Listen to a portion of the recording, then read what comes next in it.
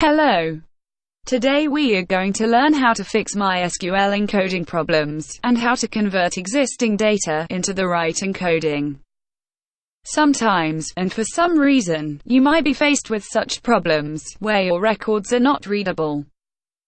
The reason for that is resulted from a wrong application encoding configuration, or wrong database encoding configuration. So let's get started.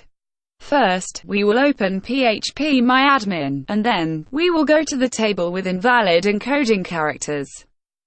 As we can see, those are unreadable text, and they should be shown in Arabic. Now we will do a custom export for the table. Click on Export. Then, from Exporting Method, choose Custom. Next, from Output section, you will find character set of the file.